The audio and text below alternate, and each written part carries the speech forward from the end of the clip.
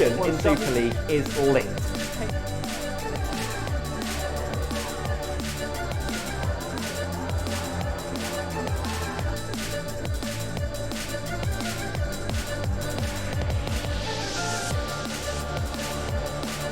So what makes the Super League so good?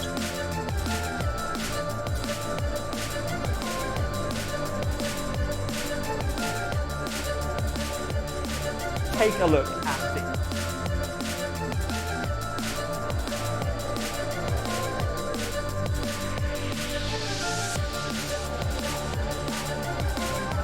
And it's probably one of the most unique leagues in the world.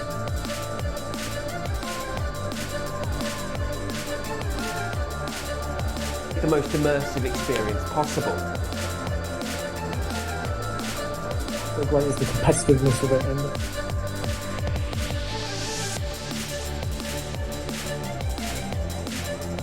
the talent that we have now on offer.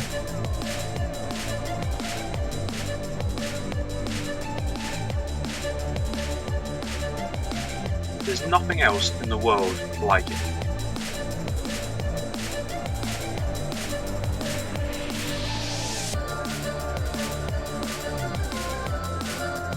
It's the most realistic sim racing experience anywhere.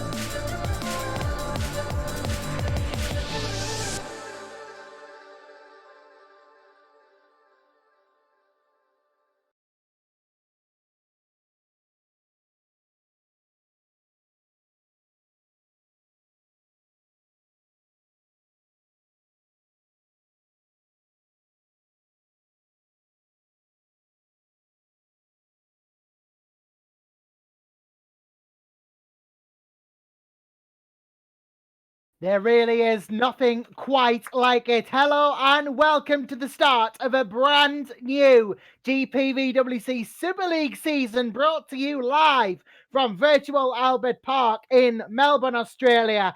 58 laps of quality racing coming up for you tonight around the Albert Park circuit with some of the best drivers and teams in the world, full development and 900 horsepower monster machines. This really is one of the best series in esports racing going. I'm Joshua Anderson. Alongside me tonight on commentary is Caitlin Penny, and joining us on cameras is Gerrit de Vries. Caitlin, great to be here. Great to have Super League back once again. Thank you very much, Joshua. Yes, indeed, we are here at Albert Park, and it may, of course, be the most official Australian Grand Prix that we get this year. Hopefully not, but probably so. Oh well, no virus can hold back sim racing, and GPVWC goes ahead nonetheless. And I'm very glad that it does. Yesterday, of course, we saw the Super League Lights race go down right to the end of the race for the fight for second, and of course we've had some fantastic moments from Super League Australia in the past. I'm thinking back to 2017 or 2018 when the Epic Racing team made their debut, and Geoffrey Fournier won that fantastic four-way scrap to the flag. And there have been some other fantastic races here as well. First driver to go into a flying lap will be Matthias Moos, and he will get the privilege of being the first driver to set a qualifying lap in the 2020 season, and therefore the benchmark for all other drivers. Yes, Matthias Moos, first car to do a flying lap in the 2020 Super League season. Of course, qualifying already underway here. Cars and drivers will be getting onto their laps, doing sighters and just generally getting their feet wet before their actual full laps. Of course, we have brand new tyre rules in force for 2020. Namely, we had 5 compounds last year going from ultra soft to hard. That's been reduced down to 3 to align with actual Formula One regulations. So now it's just your softs, your mediums, and your hards. Teams no longer have to choose tyre compounds. And we got a bit of a shake-up in the way they're allocated at the end of qualifying as well, because last year, all drivers had to use their qualifying tyre for the start of the race. Now, Caitlin, that's been changed. Just the top 10. That could give some serious strategies and some brilliant innovation at the very start of this race. Totally. And yesterday in Super League Lights, of course, we saw the driver who qualified 11th, Jack Mayer, go for a very, very different strategy to the top 10, and he ended up gaining quite a few places out of that as well, although got held up towards the end of the race and lost a few again. But yeah, it does mean that P11 is now a great position to be in if you're a midfield driver, because that, of course, means that you get free reign on tyres, and you're the highest of the drivers that actually get that privilege. So, well, everyone will want to be on pole position here, and well, that's definitely still the best place to be starting. P11, not really too bad. Not very bad at all, considering that new strategy option. I'm wondering if we'll see any teams starting on the hard tyre if they're out in the top 10. Perhaps get a bit of extra longevity out of the tyres, push harder, not have to worry about that wear, and really gun it off the start, as opposed to some drivers who might be on the softer compounds and have to preserve those rubber tyres. Well, we'll see how that goes on as this session progresses. Daniel Brewer, as it stands, is leading the standings. He's just posted a 121.68. That is a very competitive lap. Germano Zappala for Cosmo Team YTF1 is just behind him on a 121.8. Now, Germano Zappala, very capable driver, definitely one of the one-lap masters of this series. Yeah, Moose, who was on his flying lap first out of anyone, actually made a mistake and went back to the pits, so he did not get the bragging rights of having set the first qualifying lap of the season, and instead that went to Jerne Simoncic, who is currently fifth in the order, because he's been jumped by Yannick Bock. So Bock up to third behind Brewer and Zappala, and ahead of Kilk. That's how it stands at this point in time. We've now had Adam Maguire going up to second position in the Edenas engineering car. Edenas had a hit and miss year last year, but Adam Maguire has been very, very fast all the way through practice, and I think actually topped the official practice session. Definitely at the top, if not topping it. One of the ones to look out for this year. Dan Brewer, really quite talented, of course, in that Edge Esports car this year. Edge Esports, a very capable outfit. One of the top ones last year. Quasar engines, of course, they are the works supplier, I believe, of that Quasar engine too. We have 3 works engine suppliers, remember, in Super League. We would have had 4, but we did lose Hawkeye Racing at the start of this season, and therefore an engine supplier with it. But you will only find Quasar and Reventon engines as customer deals, because Valiant's engines are only supplied, of course, by one team, that being Abruzzi Esports, and they've got it solo this year, Caitlin. Indeed, Valiant was by far the strongest engine on average over all of the teams last season, and this year they've made sure that they are going to be the only team that has their own engines. So that could give them an advantage, unless any of the other engine manufacturers have managed to catch up in terms of performance.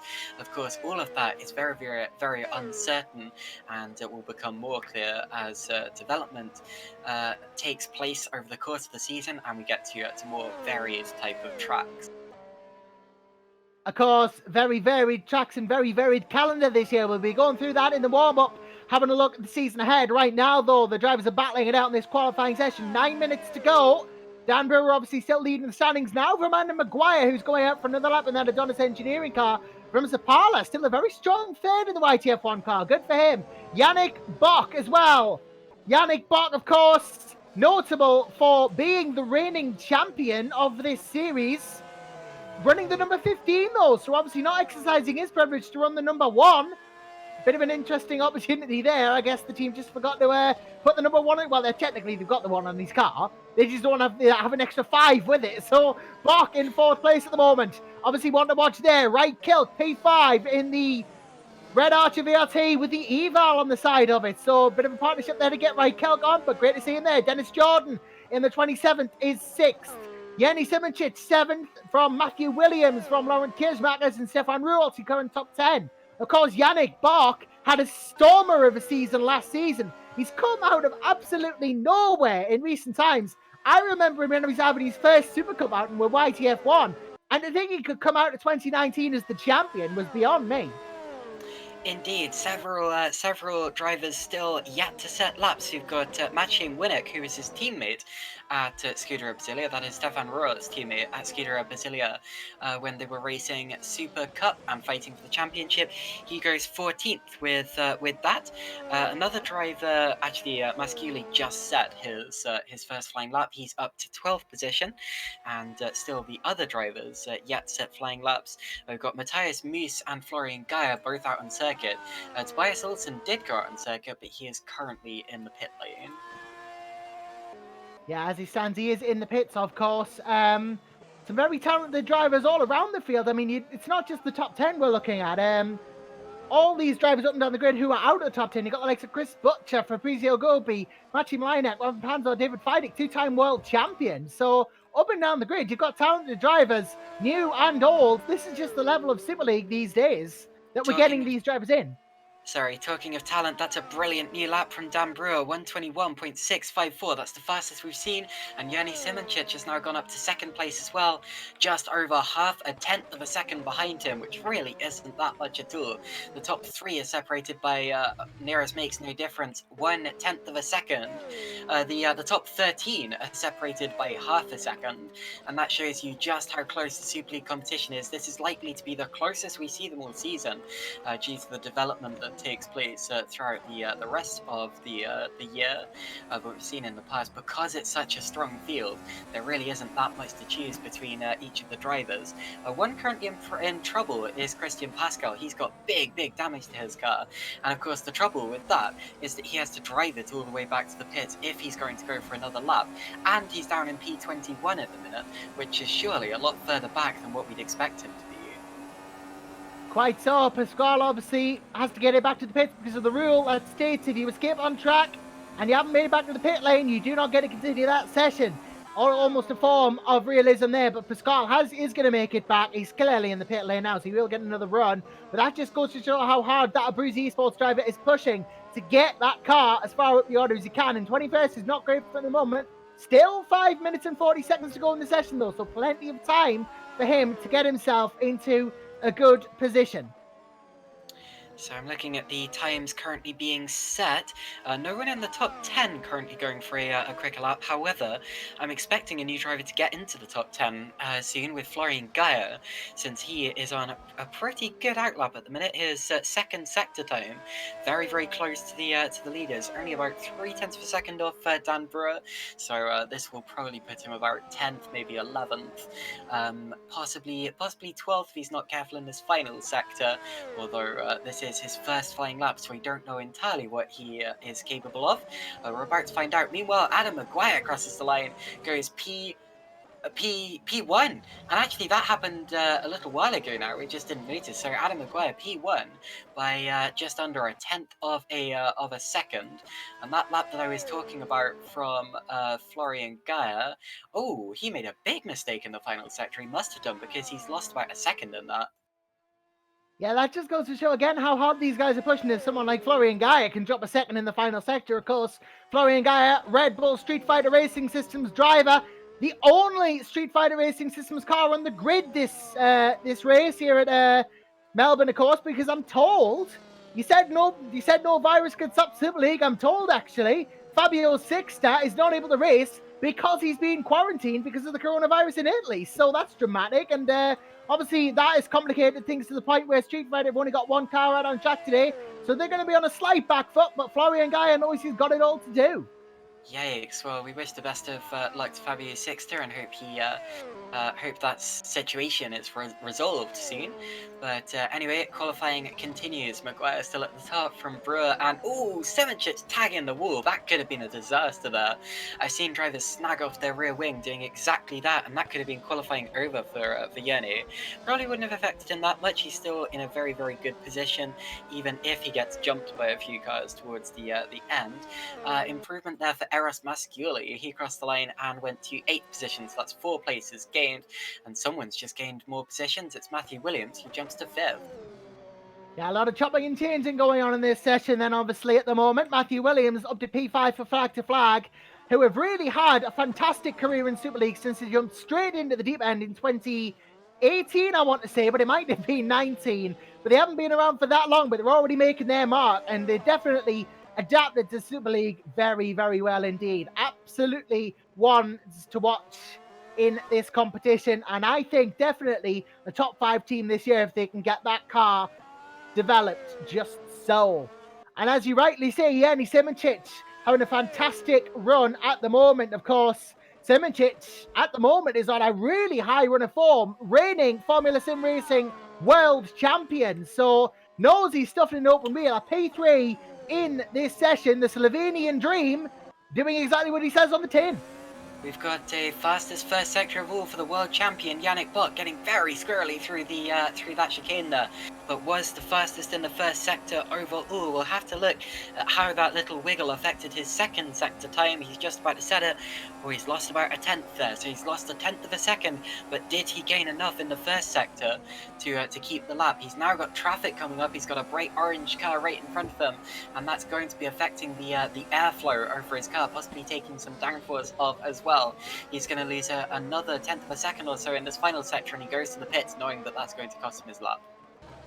And he's not got much time to get out and do another one either, so he's really got to try and hurry now to get another lap started, otherwise he's going to find himself with no further improvement. So work to do there, and I'm looking at Yanni Simracing, who's backing off and giving himself some clean air. Yannick Box exited in the pits. He'll get one more run as the timer begins to take down. Anyone not leaving the pits now is only going to get one more shot, you got to feel, with the amount of time that's left on the clock. Gerrit Gobby about to make an improvement, I feel, crossing the line indeed up to P11, so not quite good enough for the top 10, but very, very close. And we spoke already before about how P11 might actually be one of the best positions to be in for a midfield driver. Gerrit Gobby, I believe, is in his Super League debut here. I may be wrong, I don't know if he's done any outings in the past as a test driver, but I think this is definitely his first season as a full-time driver. And currently P11 as it stands. In terms of the higher part of the grid, Adam Maguire is currently on a flyer, that rhymed, crossing the line, about to go even faster than he did before, 121.513. That's the fastest lap that we've seen all weekend, which goes without saying, or all week I should say, over a tenth of a second faster than Dan Brewer at this point in time. Does anyone else have any answer for that? We'll see as time begins to tick down to the 0 hour in this qualifying session. Maguire's obviously still the one to beat. Dan Brewer's going to cross the line, and he is possibly going to set an even faster lap. No, that was an out lap. I'm getting my laps confused now. But if anyone's not crossing the line in the next 15 seconds, which I assume they will be, they're not going to lap in. I think Yanni Simracing is going to just about sneak one in. But as he's going to get off the line with about 3 seconds left to spare. He'll be the last one on a lap too. So Yanni Simracing, one to watch. Fabrizio Gobbi just got onto a lap as well, so Gobbi will be the last driver to cross the line, and of course he has the advantage of having a slightly more rubbery track than other drivers.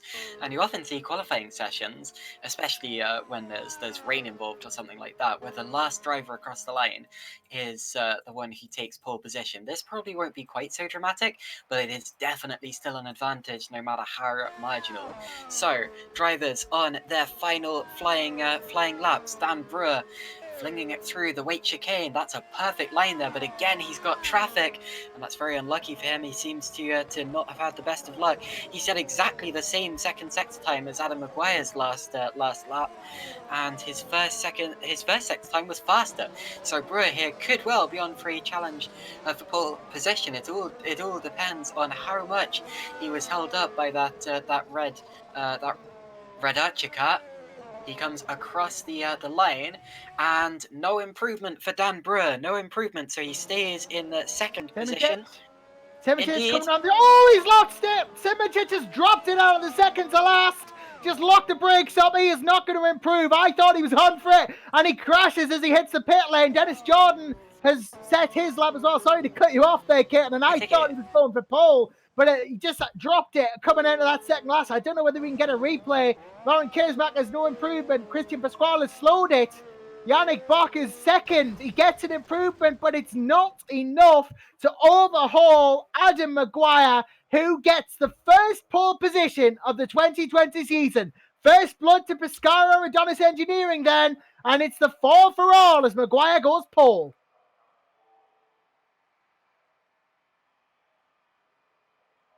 Well, that's an impressive lap right there. You cannot fault Adam Maguire. 121.513 plays Yannick Box 121.591. And that was exactly what was needed from him there. He needed to get that pole position in, and he edges out Bok, Brewer, Simoncic, Jordan Williams, Kilk, Zapala in 8th for Cosmo YTF1. That is seriously impressive considering the circumstances of their entry into the season. And then Brualt 9th, Mashuli 10th. What a top 10 that is, Caitlin. Absolutely fantastic top 10. We'll read out the rest of the grid when we get onto the formation lap. But Adam Maguire there, very, very impressive. This isn't his Super League debut, since he did do one outing for Hawkeye in 2018 and two for Red Archer and one for Kernar Sport back in 2016. But if he does the full season this year, this will be his very first full season. And considering the circumstances, considering his relative inexperience in a Super League car in a Super League session, that is really quite something there. Hang on a minute. I'm just getting some news in now. We're having the spate of drivers asking for their laps to be deleted. I think they may have pushed a bit too much in qualifying. Of course, this year curbs are now counted as the racing surface. But there's a couple of drivers who weren't happy with their laps. Matty Mlinek, Florian Guy are both asking for laps to be deleted. Matty Mlinek asking for his fastest to go. His next fastest is 22.204, which will drop him from 16th to 22nd, I believe. And Lauren Kearsmacher is obviously not asking for any laps, but Florian Gaia wants them all gone, but he was out. And I'll tell you something as well. The top 22 drivers in that session, 7/10 separated them. The entire field separated by less than 1.9 seconds as well, so less than 2 seconds, obviously. Very, very close field, and really, you could say it's anyone's game coming into this race. Yesterday, of course, we had a real shock, which was when Dawei Tapa climbed from, I think, 23rd on the grid all the way up to P3, which is where he finished. So really, you can't count anyone out, no matter where they start on the grid, especially considering the field is so close. And of course, with this, you have strategy, which comes into play. There's going to be at least one pit stop, possibly and probably two for some drivers. And along with that, you also have the added factors of DRS. If you can keep within a second of the car in front, you effectively get a helping hand along the straight, a little tow, and that can keep the field just as close, meaning really it's not over yet. Yeah, extraordinarily close field, and that is just one of the things that makes Super League what it is. And wow, there's a lot of things that go into Super League. What makes GPVWC Super League so individual, so unique, so different from any other series in the world? We mentioned this in passing at the start of this broadcast, but we've gone out and we've made a little package here that will explain to you just why there's nothing quite like the GPVWC Super League. Hi, my name is Tom Parker and I have been a sim racer for 10 to 12 years and I am now part of the management system over at GPVWC. And GPVWC Grand Prix Virtual World Championship is a league that is run on R-Factor 2 and it is probably one of the most unique leagues in the world. One of the main reasons for this is the management system that we have embedded within the league. So in the top two tiers of the career ladder, as we call it, we have Super League and Super League Lights. In the Super League, which is the F1 style version of cars, we have a management system that involves R&D points, which you can use to update the car throughout the season. These are gained in pre-season and in session testing, which we do obviously at the start of the season and before every race.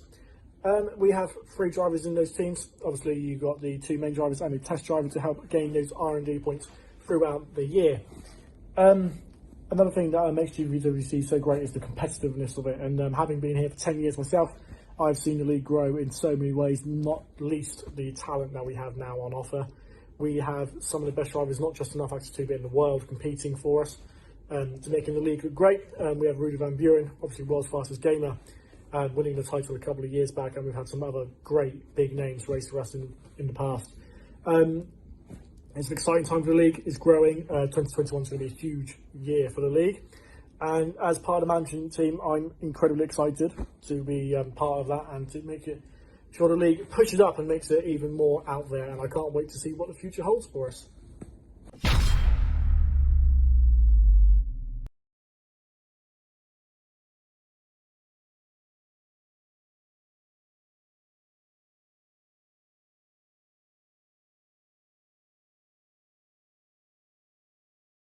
So there you go. Pretty in-depth explanation by our very own Tom Parker, of course, my usual partner in the comments box. Unfortunately, couldn't be here today, but Caitlin Penny proving a more than apt stand-in, absolutely. But yes, that is just some of the things that make Super League so individual, so unique, and really is an honour to commentate on such a unique series in the world of esports. Thank you very much, Josh. And we should also give a quick shout out to our cameraman and streamer, who today is Gerrit de Vries, just as it was yesterday.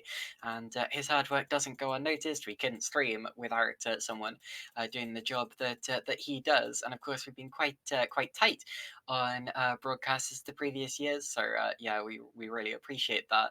And of course, if you think that you could give it a go, we do appreciate all of the helping hands that we can get, and you should go to the GPVWC website or join the Discord server to ask more about that.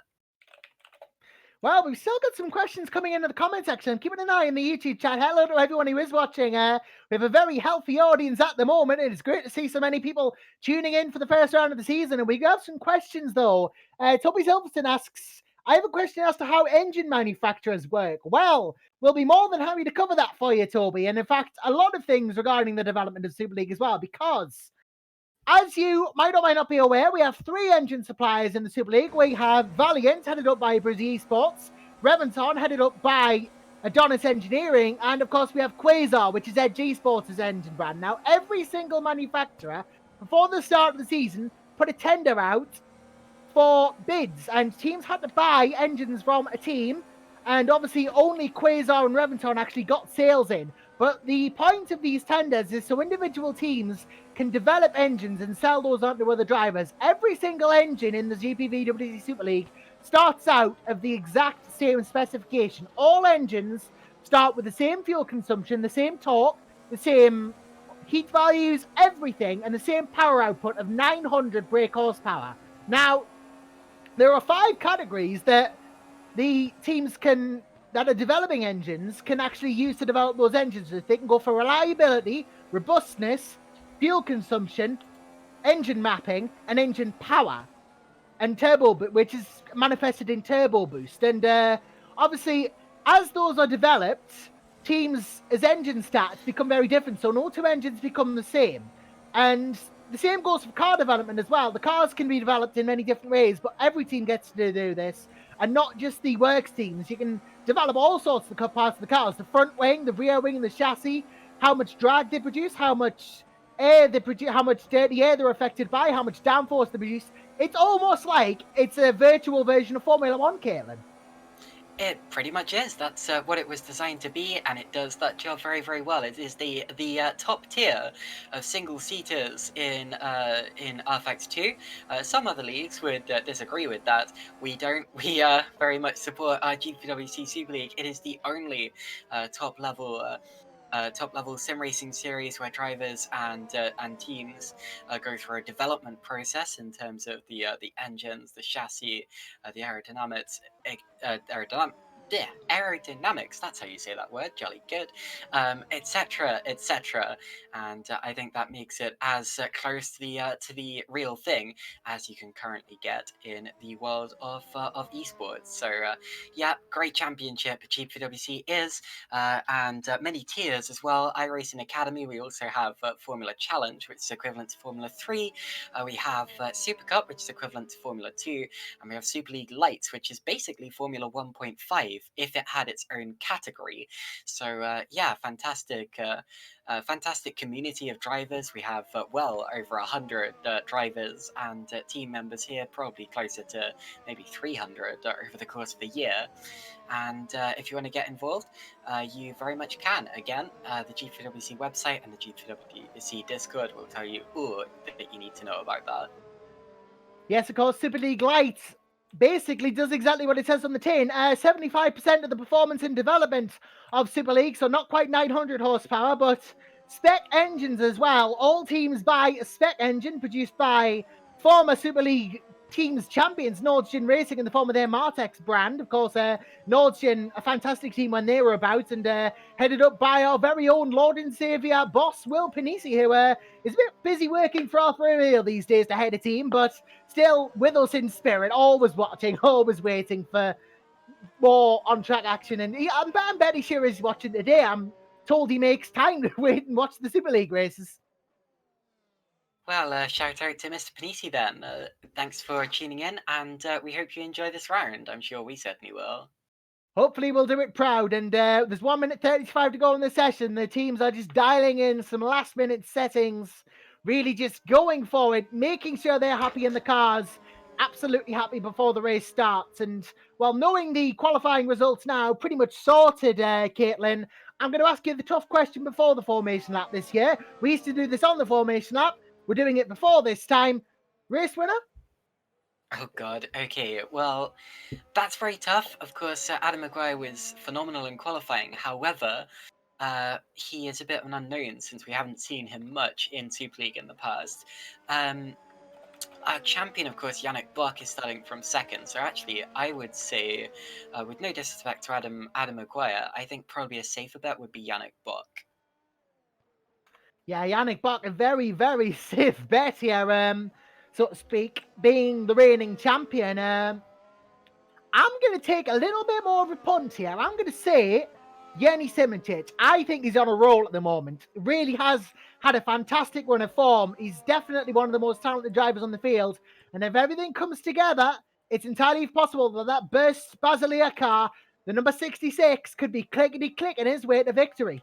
I've already seen that Yanni Simracing is one of the world's fastest gamers. I also believe that Yannick Bock is so as well. Those two, of course, very, very quick. Yanni Simracing, a Formula Sim Racing champion, as well as a world's fastest gamer finalist, if I remember correctly. But anyway, Adam Maguire and others definitely taking the fight to them today. And of course, all of them are going to be lining up near the front of the field. No Alex Siebel, which is a shame. He, of course, was our champion from 2 seasons ago and was also fighting for the championship last year as well. He is in the server, but he is here mainly for a supporting role for ACR today, and he's not actually racing.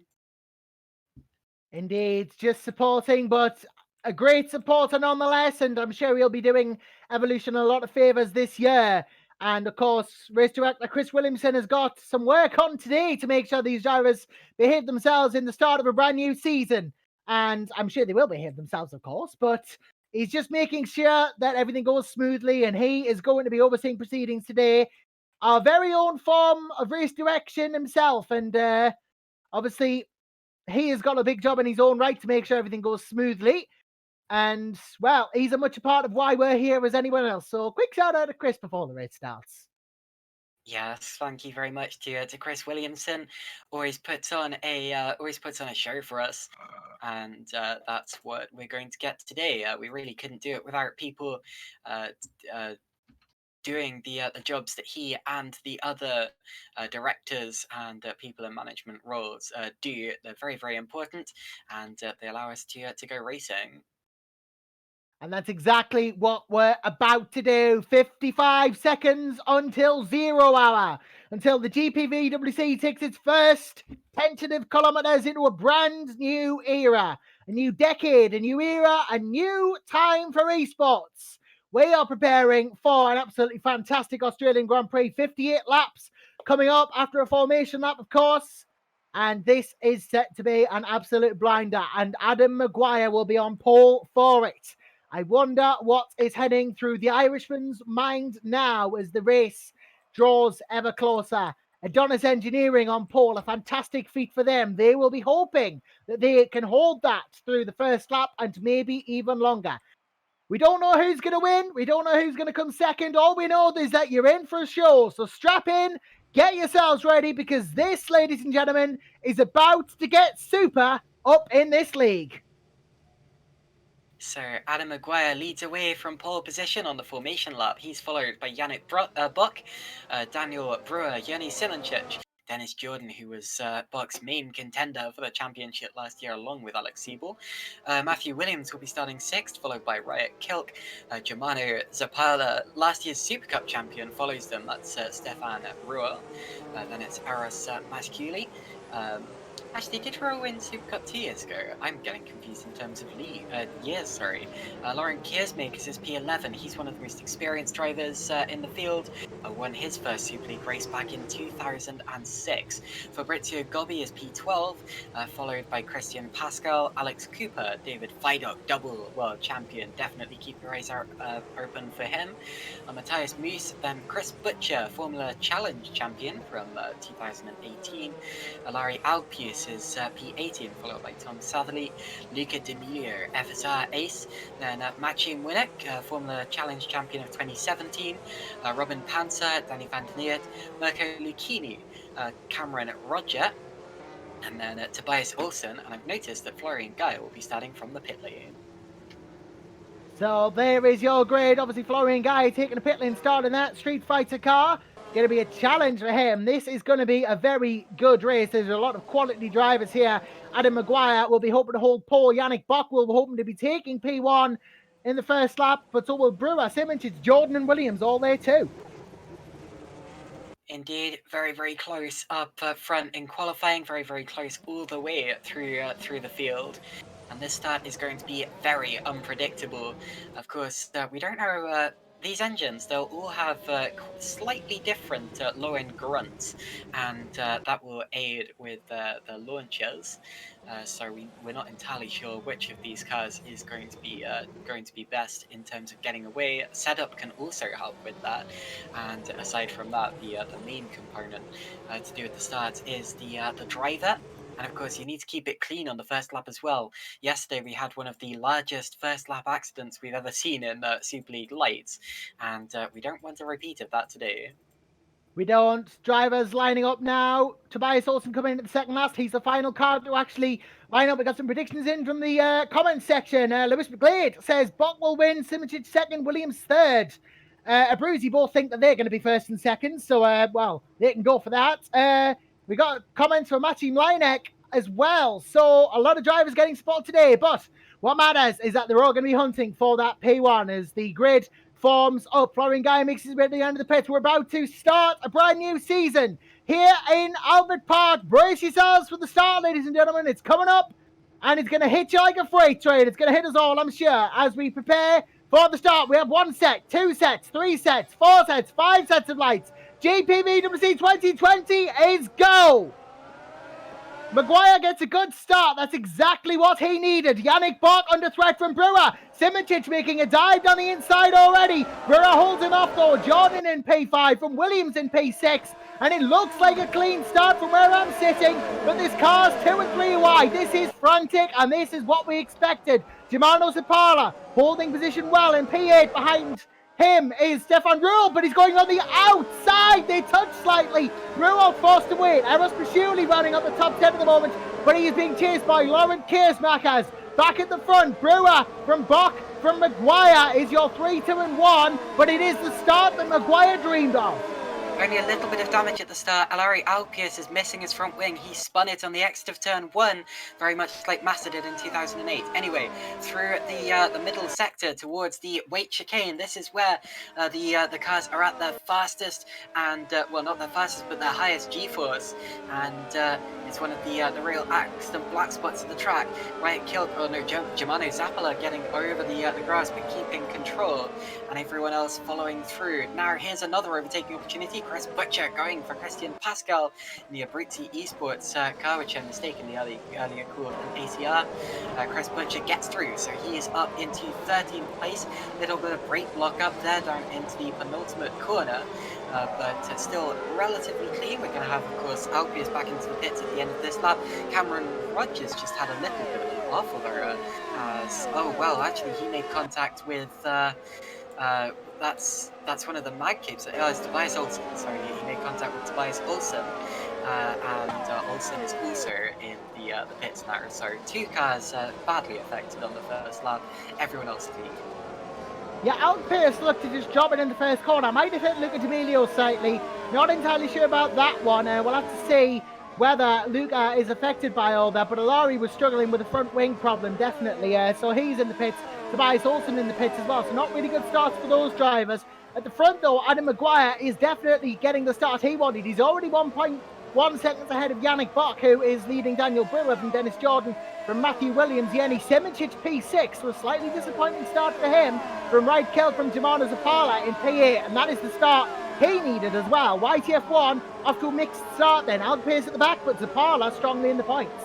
Tom Satherley also had an off on the first lap at the first corner. I believe it was caused by lag. He just seemed to phase through a few other cars. And suddenly he was on the gravel, but that may well just be on my end. Slight mistake there from Fabrizio Gobbi. He allows Chris Butcher up his inside, and could Chris Butcher take 2 Abruzzi Esports cars in just 2 laps? Gets very close to making it the cutback, but not quite. Very, very close though. They're both on the same tyre comparison. Butcher will get the DRS this lap. DRS, of course, will become available as they go. I think it's still a lap to go until the DRS flap opens, but I have no doubt that it'll still be in range for that in lap's time. Of course, DRS, a key feature of the Super League 2, and in fact all of the career ladder. When you're in with seconds range of the car ahead, you can open up that rear wing flap and get a bit of a speed boost. That is going to help with the overtakes, I'm sure. But of course, right now at least it's lap 2, so that's not a thing yet. Although, Adam Maguire is now on his 3rd lap. So it's either this lap or the end of the one that the drivers will get the opportunity to activate the DRS and use that for their own purposes, whatever that may be. And the field is looking pretty consistent at the moment. There seems to be gaps of about 0.7 to 0.1 of a second, 0.7 to a full second rather, between drivers. Fastest lap has been set by Maguire at a 1:25.4. So the gaps are pretty consistent between the drivers at the moment. Nobody is going to really be making any power moves yet, you feel? That's very true. Of course, we've seen Chris Butcher making a couple of close moves on the Abruzzi Esports drivers. He's currently sandwiched between the 2 of them, with Matthias Moose following him through. Although no moves this time around. I am interested in Matthew Williams. Still seems pretty close to Dennis Jordan, and he may well find himself in an attack or be-attack situation soon, because Jenny Simincic appears to be pushing as well. Williams did run a little bit wide through turn 1. Nothing dramatic, really, nothing too serious. So that's all still under control, and the rest of the field following through in single file. This is the point in the race where they start to get into the rhythm, into the flow, to start taking it easy, and just kind of recuperating themselves from that start to look ahead to the pit windows. Well, we got a comment from Lewis Brigade claiming that Adam Maguire is looking like he's overusing his tyres. And, well, I'm going to go back and look at some of the last few corners he's done. And he does look to be cornering quite hard by the looks of it. I was just watching him through the second chicane there, and he did obviously run off the track. But he's definitely taking some aggressive lines through these corners. It's possible that he might not be making his tyres last very long. He might be going for a multi-stop strategy here. That's very true. Yesterday in Super League Light, we only saw 1-stops. However, this race is longer. This is 58 laps rather than the 48 laps that we had yesterday.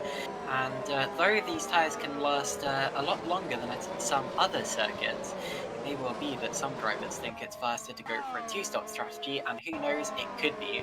So still got to wait to see that. Tom Satherley has just become our first retirement from the race, and that's because he has had a big spin, and that was a really weird one. He just seemed to he clipped the grass. Yeah, clipped the grass on the inside, and that's not normally a bit where you can lose control. I wonder whether... No, well, it kind of looks like something broke, but I wouldn't expect that to happen anywhere near this early in the race.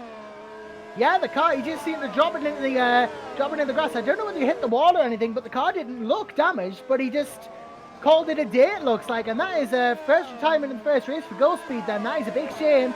Thomas Hudley out of the race, Larry Outpace will pick up that P26. Well, that is a weird one, I've got to admit that. That is really weird.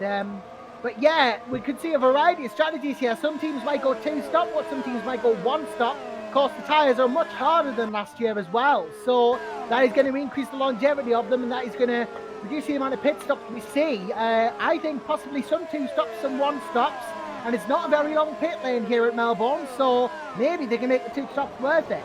Importantly, the pit lane is on the inside of the circuit. It goes around the final corner, of course, but on the inside. So, excuse me. So overall, it should be okay. It's a relatively quick run through the pits, and I can definitely see why drivers would go for a two-stop strategy, especially if they've been struggling with tyre wear in practice. But this is a circuit where you can conserve the tyres, you can run a wild the Academy Series race. That was 0 stops. Super League Lights yesterday was 1 stop, but a lot of the drivers were running over half of the race on tyres that they probably didn't expect to be running that long on, and yeah, as a result, I definitely think a 1-stopper is still very possible here. Quite so, definitely a possibility. We'll see how that pans out as the race completes itself. Now, I've got a question for you, Caitlin. Do you like trains? We've got a bit of a locomotive lineup coming up here at the moment. Dennis Jordan leading, Matthew Williams leading, Yerny Simijic leading, Wright Kilt leading, Zapala leading, Rualt. That's 6, that is even 4 through 9, all in a bit of a train at the moment. Some overtakes could be on. I'm not the greatest fan of riding trains, sorry, I know you are, but anyway, despite that, I love trains when it comes to motorsport. You feel the tension rising, and of course you have a lot of drivers in this, in attack or be-attack situations, and as a result, drivers can just start to get a little bit frustrated or a little bit nervous and make mistakes, and that can cause what I call kind of spontaneous explosion, where suddenly everything happens, and you have cars making moves that you didn't think possible or wise. But anyway, of course, back in F1, you used to get the trolley train. Nowadays, it appears that we're in a bit of a Jordan train in Superleague. Yeah, this is looking like an interesting little sequence of cars here. Dennis Jordan, obviously very talented in his own right. From Matthew Williams from Simracing is really going to be the 3 we're going to be looking at. Kilt, Zapala, Rualt. Eros Pacheli wants a bit of this action as well, as his Kiersbackers really is closing up quite quickly. So obviously, as we can evidence from the fact that these cars are coming up, dirty air is obviously a big factor in the early part of this season. So towards the weight chicane again goes the field. Again, very difficult sequence of corners, and especially if you're in a train like that, because it can make it difficult to judge when to turn in, because of the turbulent air, because of the reduced visibility, etc. And if you get it wrong through there, you can find yourself bouncing over those sausage curves. These cars are very low, that curve is very high in relation to the other side of the car, and it can cause the vehicle to sort of skateboard along, or bounce up in the air and go off into the gravel, and there's really not that much runoff area there, so they need to be careful. Everyone careful on that lap, and still following each other around in a close train. They are absolutely following each other around in a close train here. All the way from 4th place down to 11th are involved in this, and I can tell you now, all these cars, in fact everyone up to P11 is on the soft tyre, so we'll possibly be expecting a 2-stop from then. Fabrizio Gobi, the only driver on the mediums. Well, in that train, well, not the only driver, obviously, the first driver on the mediums.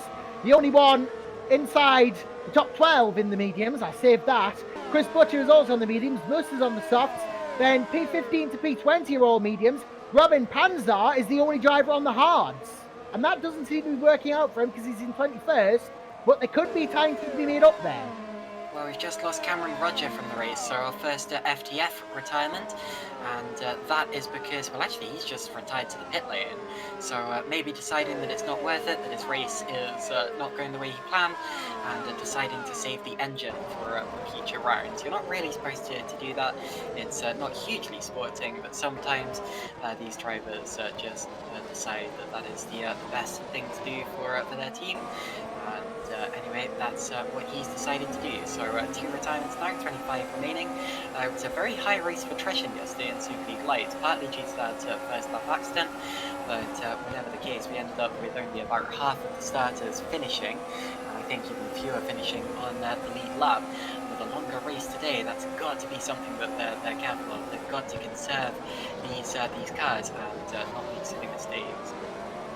Well, engines aren't exactly running at a premium in Superleague. You only get about, I think you only get about 6 per season, and then you have to take a penalty if you want to get the other 2. So, because there is technically a maximum, well, actually, I might even be wrong. Well, I might be wrong there. I think you know what, unless I am mistaken, I think you do get 6 engines a season. And given that this is indeed a shorter season than last year, this is a 16-round season, you know, you've got to average pretty much 3 races out of an engine. So it's possible that if the race is not, they're probably still be just trying to save the engine. But I'm not. It's weird to see someone retire with no damage this early into a race, definitely. Possibly want to ask him after the race about that. But something is certain that we do know is that Adam Maguire is really pulling away this lead now. 2.3 seconds after what is going to be 9 laps completed and onto his 10th at the end of this one. Well, it's the first time I've ever seen Adam Maguire drive, and I'm being very, very impressed by his performance so far today, as I think everyone is.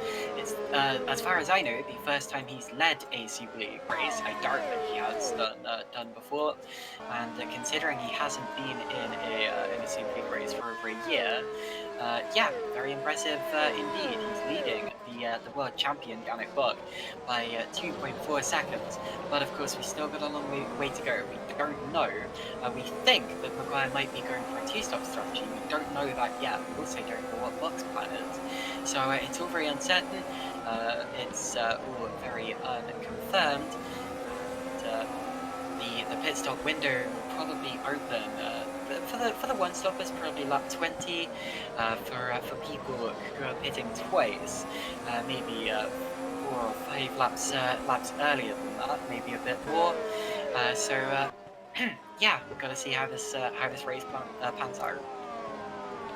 Yeah, well, we'll have to see how it pans out for all the drivers on the grid. Obviously, Adam Maguire obviously doing a very good job at the moment. Yannick Buck pushing so hard, he ran slightly wide at that last turn. Daniel Brewer will be eyeing him up, but he's still a few seconds ahead, so no immediate chance for an overtake yet. Williams from Simicic, from Kilt, from Zapala, from Ruwalt, from Mashuli, from Kiersmakers is still going. They're still all fighting each other, but Williams is actually starting to break away a bit. I think Right Kilt has more of a chance on... Kilt definitely has a chance on Simicic here if he can get closer. Zapala's a bit far behind. Ruwalt's definitely a bit far behind. Right Kilt versus Simicic, possibly versus Williams, is definitely the fight on at the moment. So, yeah, still in that chain. You have Williams leading Kilk by 0.8 of a second. Kilk is behind Simicic by just 0.5 of a second. Zapala is 0.5 of a second behind Kilk. Ruhr just 0.7 behind Zapala as they cross the line. Masculi still there, 0.6 behind. Kiersmakers 0.5 behind Masculi. Bobby is within 2 seconds of them as well. You could say that it goes all the way down to 14th with Butcher and Moose right on the tail of that as well. You often see that in these early stages. It is difficult to overtake the car in front and to get close enough to properly follow them, which is why you often see chains like this until a driver gets an opportunity to go for an attack. But I can guarantee it won't be this way for the whole of the race, because again, strategy comes into play. Maybe traffic will come into play later on in the race as well. It certainly did yesterday with Super League lights. And along with that, of course, it's a longer race.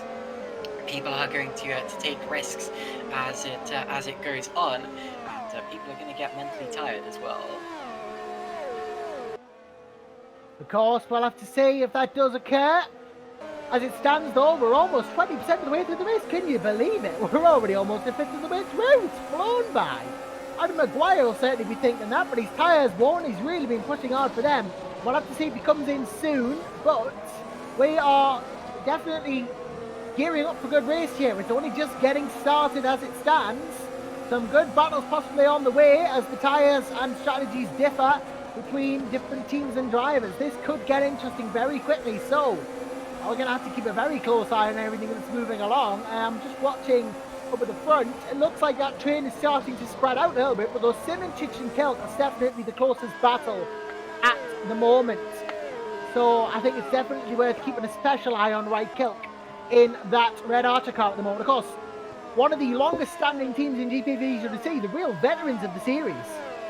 Meanwhile, I was just watching a battle between Pascal, Vidocq, and D'Amelio. Pascal and D'Amelio both ran wide. Pascal onto the gravel. Vidocq tried to pass D'Amelio in all of that. D'Amelio clearly didn't see him, moved over. They made contact. Vidocq ran off the road and lost a couple of positions. Matching Winnick gained 2.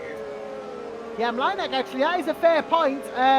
Moving up nicely through the field, going for Luca D'Amelio now. This is actually quite close. I didn't realise this was going on, so thank you for looking at the other half of the grid forwards, Caitlin. Yeah, David Vidocq involved in this as well. Of course, the two-time world champion now driving for his own team, Red Arrow.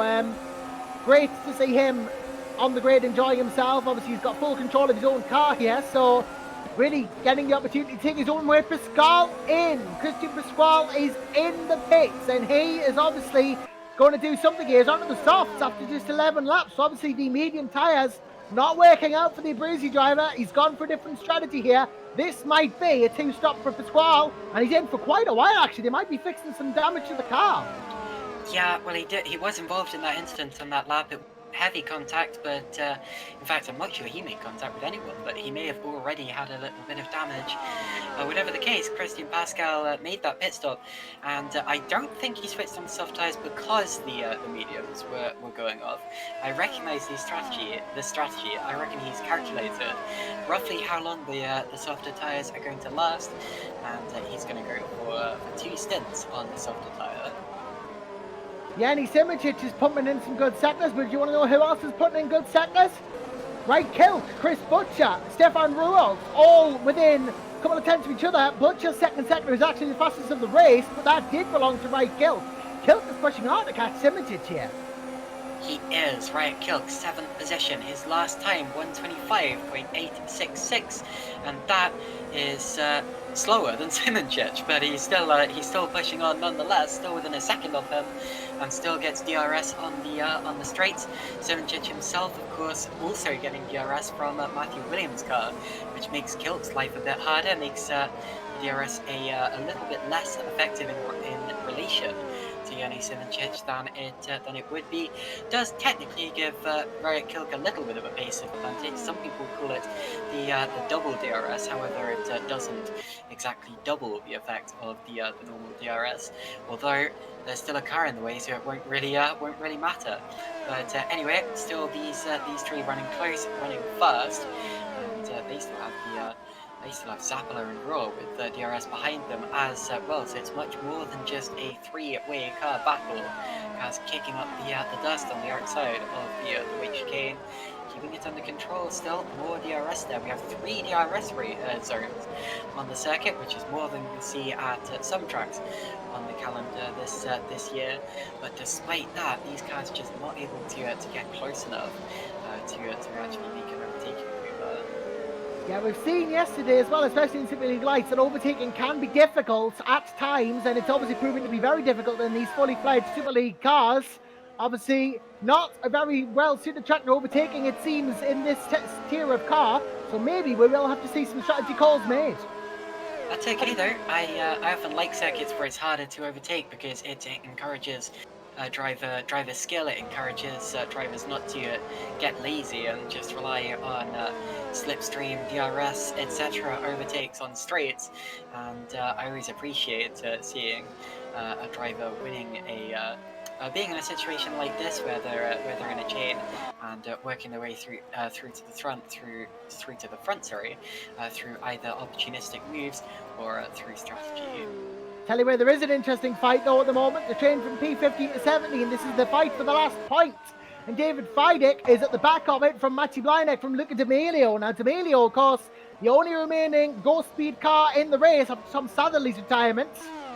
Matty Blynek is further down the order than he'd like to be for Edge Sports. And of course, David Vidocq, 2-time world champion, Red Arrow driver, his own team, eyeing up the pole here for P16. But he can't find a way through just yet. As you rightly said, this is a tough track to overtake on, and it might be proving that even a double world champion can't get through. Yeah. Well, it shows just how tough it is. David Vidocq, one of the best drivers I've ever had the pleasure to talk about, and to commentate on. And a nice guy too, if you ever get a chance to have a quick chat with him. Although he's been struggling a bit in previous seasons, of course, the Hawkeye car was not really that competitive for him last season, and he started the year with the ACR getting humongously outpaced by his teammate Alex Siegel. So maybe just not enjoying these modern Super League cars as much as he did the cars back in 2015 and 16 when he won his 2 championships. I think I got that right anyway. I may have got that slightly wrong, but anyway, it appears to be ever since the cars got slightly wider in 2017 that he's been struggling slightly. Still a very quick driver though. To keep up with D'Amelio and Winnick, 2 of the other fastest drivers I've ever commentated on, you have to be one of the best in the circuit. Really do have to be at the top of your game to compete in Super League these days. Such is the talent in the field. Adam Maguire's about to start his 17th lap of the race. He's still keeping those tyres going. You got to give him credit for that. I thought they might be out by now, but he's definitely keeping the tyres going. Well, he's doing a very good job of them. Yannick Bott is 3.3 seconds away. Reigning champion obviously struggling to rein in Maguire, but we might see if the tyres affect things later on. Brewer is still in good chase. Jordan chasing Brewer. Williams chasing as well, as is Simitic, Kilk, Zapala, Rualt. Machinery starting to fall back from that train as it stands. But things definitely continuing to go as they are thus far. So, through the first couple of corners again, DRS open again. D'Amelio this time feels the need to go defensive. He and that's why Winnick there. Wow, that was a dummy move. Well, that was a bit more aggressive than I've seen fake moves in the past. But yeah, I think trying to just show himself to the mirrors of D'Amelio's car, make D'Amelio think he's going for the move to force D'Amelio into a mistake. D'Amelio did a good job not to make a mistake. Then I think I may have panicked if I was in his situation. But yeah, that looked like a proper overtaking attempt there. Sorry, from Winnick, despite being far too far back for that. Yeah, there was definitely determination there. You got to grant him that. D'Amelio, though, still holding P15 from Lineker, who is now pushing hard for P15 in P16, and Fidek, who is just a little bit further back. Now possibly out of contention for that P15 as it stands. But yeah, Lineker pushing hard, definitely giving it the beans to try and catch D'Amelio. We'll be keeping an eye on that fight as it progresses throughout this race. But meanwhile, Stefan Rualt down the outside of turn 2 seems to have gotten Germano Zapala. We almost missed that. Zapala down the outside now, looking to get the position back, hoping to force Rualt wide, but it does not go. And then is Stefan Rualt in the Holland Racing Team car up to P8. Oh, and that was just a mistake from Zapala. He ran wide and over the grass, and really that was easy pickings for Raw. After that, Germano Zapala will be kicking himself. But anyway, at least he's got one of the best liveries on the circuit. I love that blue and purple blue and pink, kind of magenta-y colour that he's got going there with the baby blue wheel hubs or wheel insides. Yeah, very much like that. But anyway, drops to P9, does he? And we've had another retirement. Tobias Olsen, sadly in the Madcap Cape car, has also decided to abandon the race. He retired to his garage. Almost looks like something Ken Block would drive, that white F1 car. It looks very colourful. Definitely one of my favourite liveries on the grid, I have to say. But yeah, Germano Zapala, he will be kicking himself. This is what I alluded to in the pre-season test. He's definitely good on one lap pace, but possibly just a little bit inconsistent in the races. So work to do for Germano then, who, name aside, is actually Italian, but definitely going to be thinking about his strategy going ahead now, because, you know, even the slightest lockup can take a couple of seconds off your lap, and possibly even a couple of % off your tyre life. And that's a corner where you often lock up there down in turn 3, doesn't lock up that time around.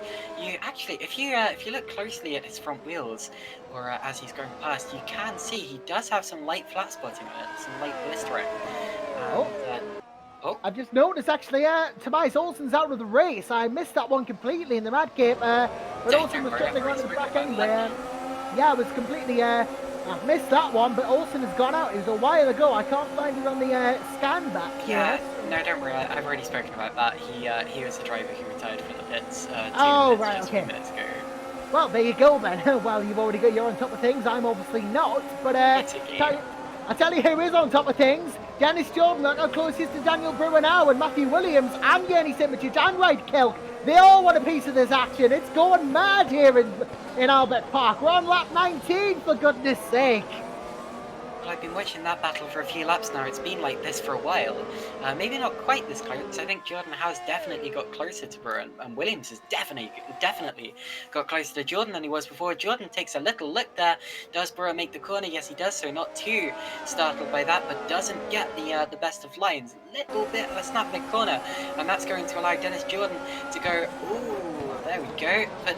Puts the pressure on into the braking zone. And well, same order, same as they exit the corner. Sorry, although Dennis Jordan Dan Brewer having to go much more defensive than he has in previous laps. That was a brilliant bit of car placement from Brewer into 3 there. I have to say, he just slightly made his move. Of course, you're only, I think, supposed to make one defensive move, and he made it so slowly that Jordan just could not get his eye in whatsoever. So he had to wait for the opportunity. That's held him up. It's allowed Williams to close in, which is going to let Simicic close in if Williams starts getting held up. This is exactly how overtakes happen in Superleague. Eventually, they get held up so much that they happen, and Dennis Jordan can't make it happen there. So now Williams is going to get himself even further up the order. Here is the evolution striking point you got to feel. Really is now or never for Dennis Jordan. As Maguire's into the pits, Maguire is in, so Bott will take the lead from Brewer, from Jordan, from Williams, from Simicic. Kilk is in also, so the pit stop's starting to come in now for 2 stoppers. Yeah, oh, he's on the hards. Adam Maguire is on the hards. He's going to the end of the race on the harder tyre. Now, that is definitely possible. So it's Jordan going to be slips up. Jordan slips up in turn 2. Williams gets through. Now he's under threat from Yerny